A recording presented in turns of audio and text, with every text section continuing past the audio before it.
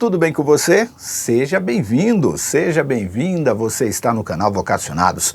Eu sou Marcel Farias. É um prazer ter você aqui para juntos estudarmos a Palavra de Deus. Estamos começando uma semana muito importante no contexto do que estamos estudando nesta temporada. E a partir de hoje, vamos falar sobre a importância do sábado para o tempo do fim. Você saberia explicar para alguém por que o sábado é tão importante no contexto da segunda volta de Jesus? Você tem dúvidas sobre este tema? Nós vamos tentar trazer aqui algumas ideias a partir da Bíblia que vai poder te ajudar a esclarecer as suas dúvidas. E vamos também buscar na Palavra de Deus saber qual é a vontade de Deus para a minha vida e para a sua vida em relação ao sábado. E hoje, como é sábado, eu quero te perguntar, você tem costume de ir a uma igreja adorar o Deus do sábado? Se você não tem este hábito em sua rotina, eu te convido a ficar aqui com a gente durante toda esta semana para aprender qual é a vontade de Deus para a sua vida em relação ao sábado. O sábado é importante em todo o contexto na Palavra de Deus,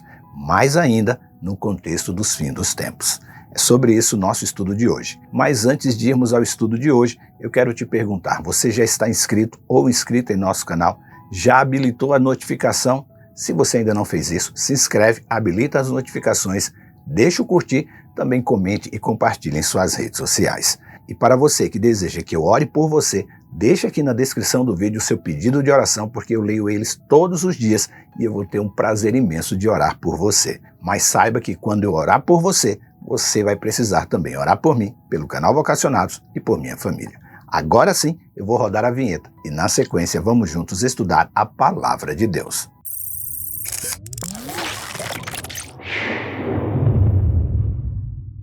Diz a Bíblia: o Senhor fez os céus, a terra, o mar e tudo o que neles há em 6 dias. No 7º dia, porém, ele descansou. Por isso, o Senhor abençoou o sábado e fez dele um dia santo. Êxodo, capítulo 20, versículo 11. Creio que o estudo desta semana vai nos levar a fazer profundas reflexões sobre o porquê cremos na cosmovisão bíblica de uma criação literal do mundo em 6 dias no processo criativo de Deus e com a instituição de um 7º dia como um dia especial, separado para Ele, abençoado por Ele e santificado por Ele.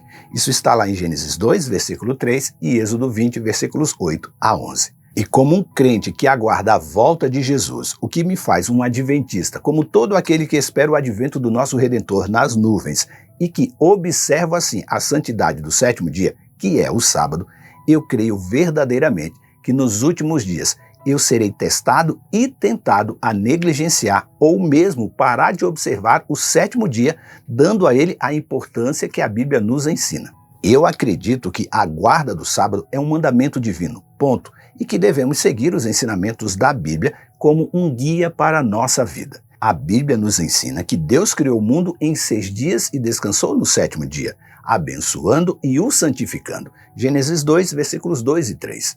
Por este motivo é que o sábado é um dia especial para lembrarmos da criação de Deus e da nossa dependência dele como Criador e mantenedor do universo. Coisa que a teoria da evolução não consegue. Tanto a teoria da evolução como o relato da criação necessitam de pessoas que as defendam por meio da fé, pois a teoria da evolução não tem a sua comprovação aferida pela ciência, assim como o relato da criação. E nos dois casos, crer em um ou no outro relato é preciso exercitar a nossa fé. E eu prefiro crer pela fé no que me ensina a Bíblia. Até porque ser criacionista me ajuda a encontrar respostas para muitas perguntas que a teoria da evolução não vai me dar. E porque eu sou único aos olhos do meu Deus e o meu Criador. É através da Bíblia que eu sei que Deus criou todas as coisas de acordo com a sua vontade e propósito. E cada ser vivo foi criado de forma única e especial. Além disso, há muitos problemas e inconsistências científicas na teoria da evolução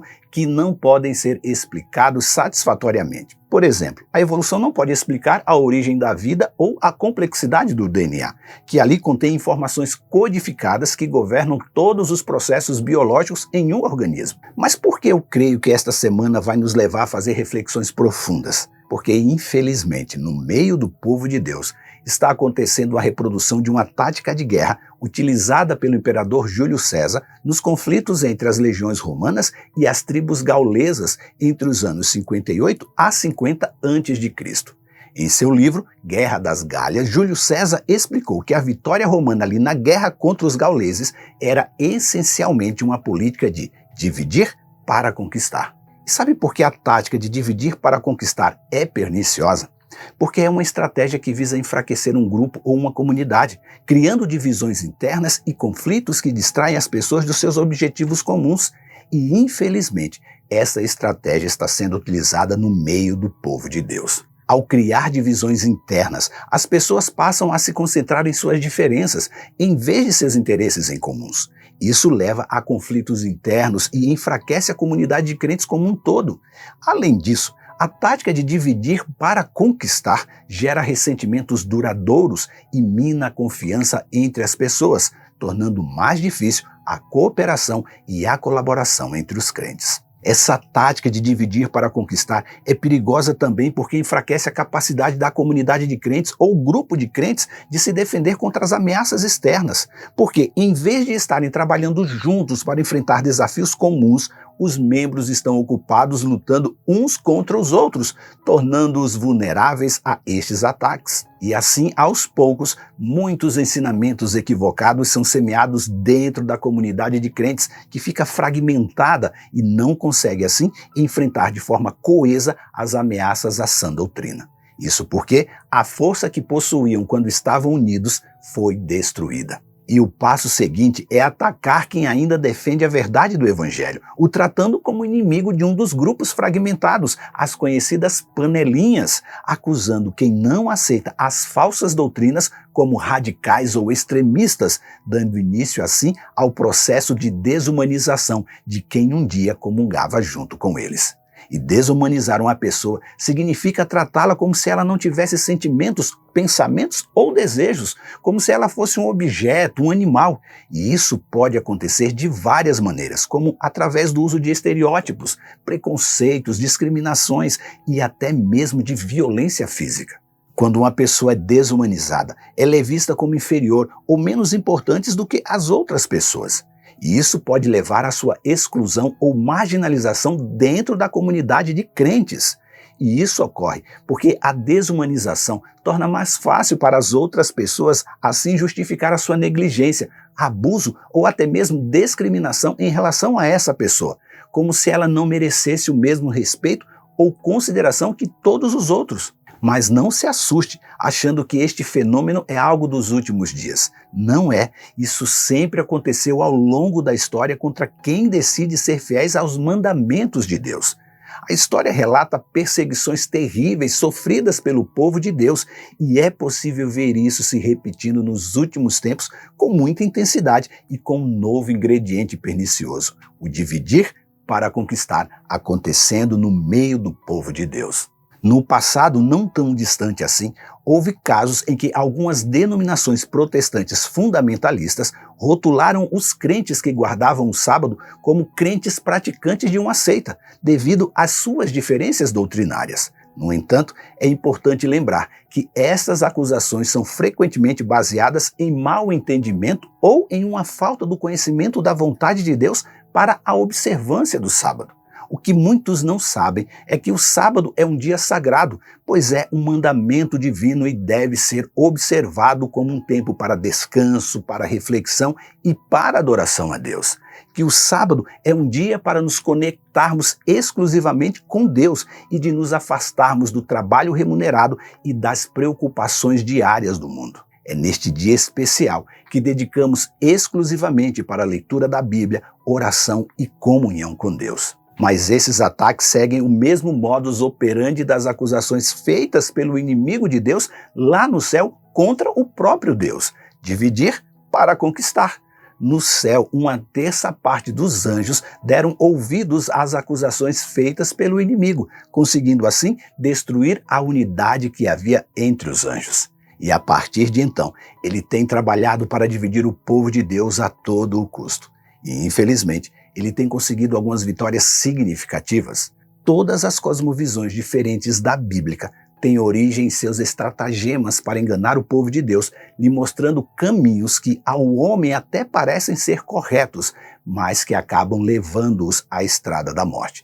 Provérbios 14, versículo 12. E um destes caminhos é aquele que leva o homem a crer na teoria da evolução, que, consequentemente, elimina a santidade do dia do sábado, tornando-o sem efeito. E ele sempre vai apresentar estes caminhos ornados com belas luzes, pois seu intuito é enganar o máximo de pessoas possíveis. E existem várias maneiras pelas quais o diabo pode tentar enganar as pessoas a fim de impedir que observem o sábado. Uma das táticas mais comuns do diabo é distrair as pessoas com outras atividades ou responsabilidades, de modo que elas não possam se concentrar na observância do sábado. E isso pode incluir compromissos sociais, trabalho ou outras atividades que possam parecer urgentes ou importantes, mas que, na verdade, podem ser adiadas ou agendadas para outro dia da semana que não o sábado. Ele também tenta enganar as pessoas com informações falsas ou enganosas sobre o sábado e a sua importância, alegando que o sábado não é mais relevante para os tempos modernos ou que a observância do sábado é uma prática legalista ou desnecessária, usando a pressão social para impedir que as pessoas observem o dia do sábado. E neste ponto de sua tática, ele tem se mostrado muito eficaz, infelizmente. Pois é neste ponto que ele vai tentar desumanizar o crente com críticas ou zombarias, que muitas vezes partem de amigos, familiares e colegas de trabalho que não entendem e não apoiam a sua decisão de observar o sábado. Mas nada é tão grave quanto o uso de distorções teológicas sobre a compreensão do dia do sábado. É através desta tática que o diabo tenta distorcer o entendimento teológico das pessoas em relação a este dia tão especial. E isso inclui a propagação de crenças errôneas, como a ideia de que a observância do sábado é apenas para os judeus, ou que a guarda do sábado é uma questão de salvação. E, finalmente, o diabo vai tentar minar a fé das pessoas em relação à observância do sábado. E isso vai incluir a propagação de dúvidas, insegurança e medo em relação à observância deste dia, o que pode levar a muitos a abandonar a observância do sábado por medo ou até incerteza, e até mesmo passar a observar o sábado de maneira errada e contrária à vontade de Deus, como já fizeram no passado os judeus. É por isso que, ao final desta semana, será preciso chegarmos ao final com o entendimento de que o sábado precisa ser compreendido também no contexto do tempo do fim. Por este motivo, busque a orientação do Deus Espírito Santo e lhe peça sabedoria para resistir às tentações do diabo e perseverar na observância do sábado.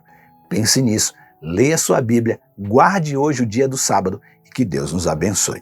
Este conteúdo também está na web rádio Ecoar. Aproveita agora, se inscreve em nosso canal, habilita as notificações, deixa o seu curtir, comente e compartilhe em suas redes sociais. E lembre-se, você é participante da vocação celestial para ir ao mundo pregando o evangelho da salvação a toda criatura.